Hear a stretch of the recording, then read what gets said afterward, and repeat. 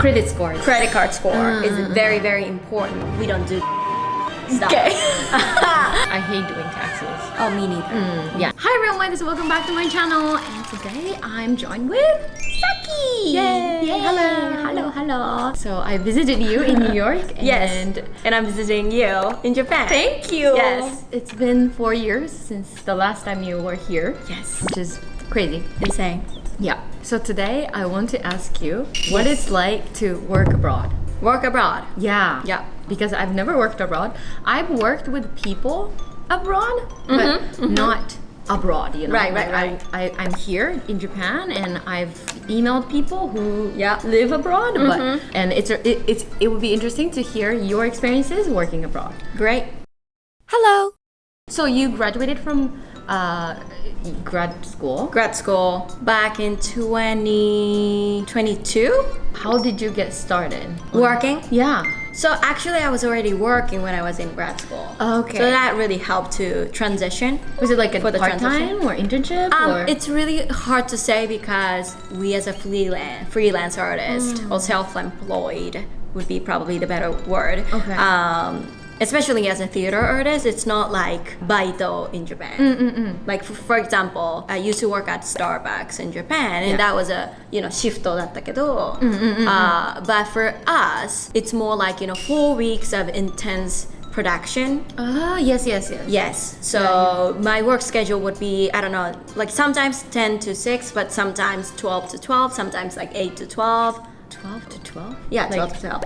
12 p.m. to 12 a.m. Oh. So like Sounds a illegal. whole day. Yeah, yes, Okay. that sounds illegal. But yes. So, what I meant by working when I was in grad school is when I don't have a schedule for the grad school, I would just be working for the production for 4 weeks or something. Okay, and is that what you do now or is it Yes, different? very close. Like, Okay. I was assisting the bigger productions. So, yeah.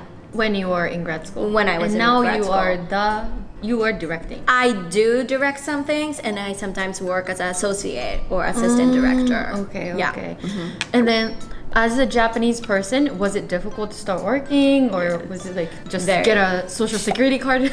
Oh my god! So those logistic things are also hard. Yeah, right. But it's so interesting when I was visiting the grad school to see which would be the best place for me.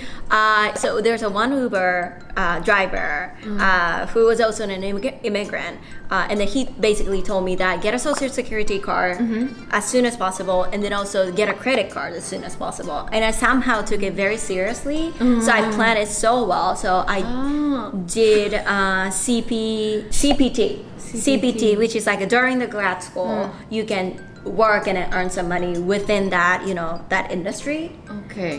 So I did that so that the company can provide me the social security number. And then after that, I get a credit card and everything. So those logistics, you just have to be very smart about it. Okay, so you have to first get a social security number, and then you can get a credit card in the U.S. In the U.S. And then that credit card does really matter in U.S.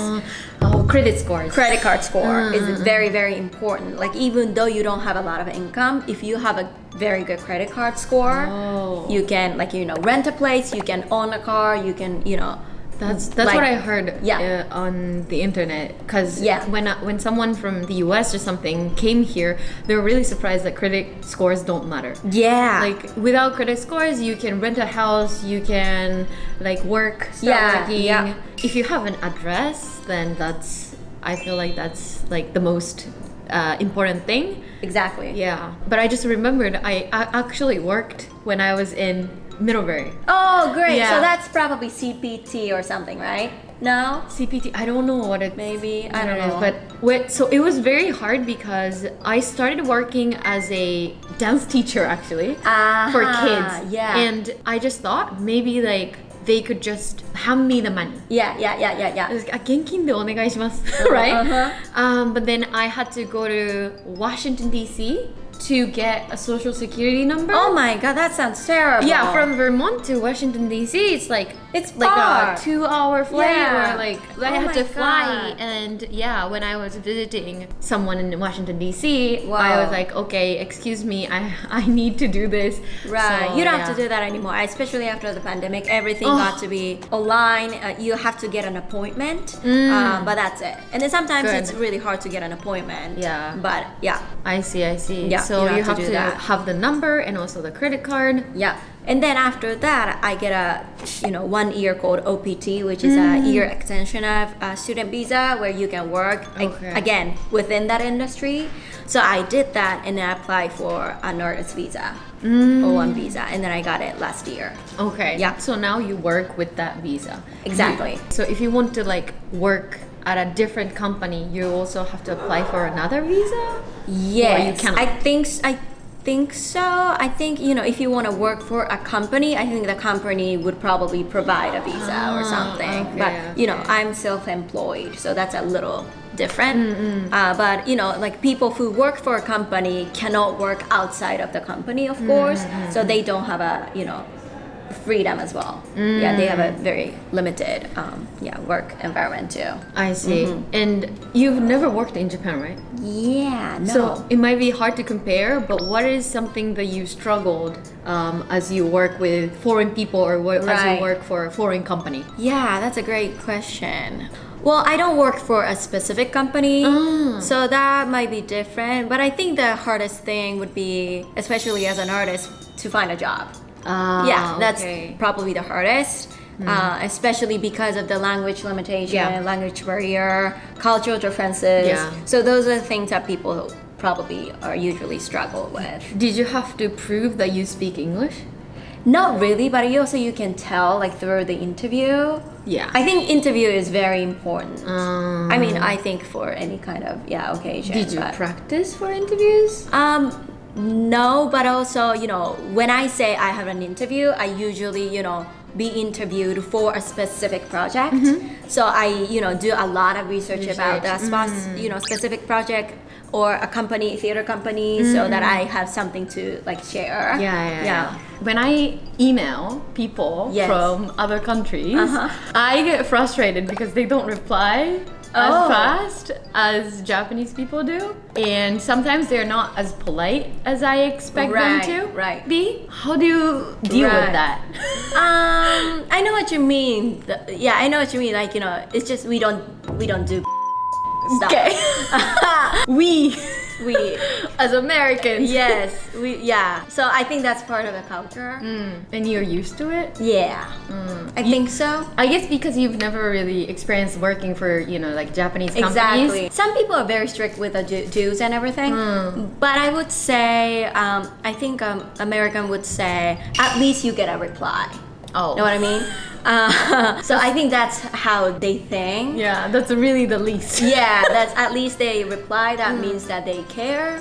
That means that they, actually are willing to reply. Like asking people some favor.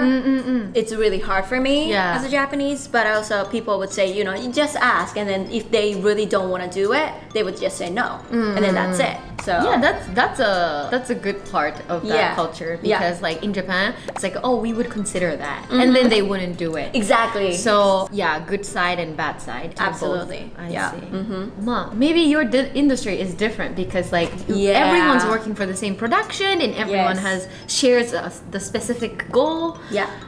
It's not like, oh, you're trying to like open a new market, or like contact a new client. Yeah. That's different. Yeah, that's different. I think that's more the producer's job, and then I'm more like a creative side, so I don't have to deal with those. But I sometimes, I know that some people are very good at reaching out to people and asking for some production that they can work for. So some people are very good at it. I'm not. Yeah. How are you dealing with the tax and stuff, and also how are you earning money in dollars? Yes, so I have both income right now. So I do an American taxes and also Japanese taxes, but the system is so different.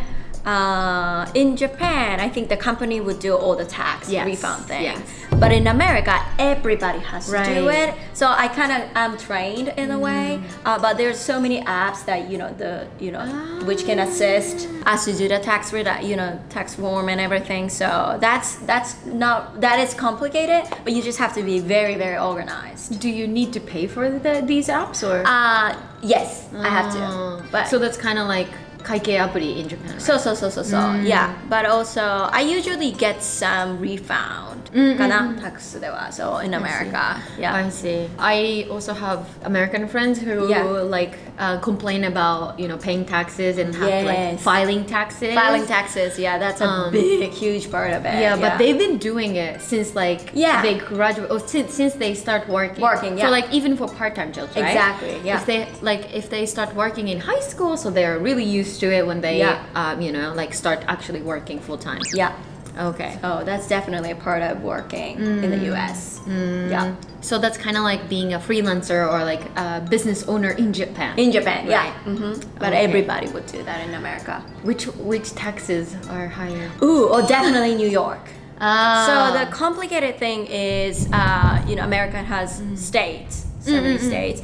So I usually work in New Jersey as well, and then New York as well. So I have to file both taxes sometimes. That's the complicated one. So I sometimes do a tour gig, and I don't have to go out for the tour, but a lot of actors have to deal with each state taxes. So that's very, very hard, I'm sure. Yeah, because they each have different laws, different systems. Percentage of the taxes. So I hate doing taxes. Oh, me neither. Yeah, no one likes it. No one likes it. So last question. Yeah. What is your advice for people who want to work abroad? Yes. Especially in the US. I think hearing a lot of experiences from people would definitely help, because not only they are they know how to do it in terms of getting a job, they also know the logistics, strategies and everything. You just have to be very smart about it, I think, like working in the US, because I've seen a lot of talented people going back home because they couldn't strategize their process before. So I think that's definitely a part of, especially in the US where the visa situation is so complicated. Yeah. I think that's really important. So hearing from a lot of people. How do you connect with these people? I actually talk to a lot of lawyers. Yes, because even in the US, there's not a lot of international directors. Yeah. There's a lot of international actors, but there's not a lot of international directors. So I talked to a lot of lawyers actually before I sign up to one lawyer, so that I can get to know that where I am in the industry, what I'm missing, how I should be, moving forward. You have your own lawyer. Yes, I did have my own lawyer when Not I applied for it. Not anymore, because that was only for the application process. The application I see. process, yes. So you just contacted lawyers through websites and stuff? Website and stuff, through some friends. Okay. Yeah. Yeah. Thank you. Of course. Interesting. And Yes. I don't know if I'm going to ever experience that, but that's nice to know. Yes. Yes, Yeah. absolutely. Okay, thank you, and watch her channel as well. We also talk about our memories in ICU. ICU. Yeah, That's so gonna be this is fun. awesome. Yes. Yes. Okay, thank you Alright. so much for watching. Bye. Bye.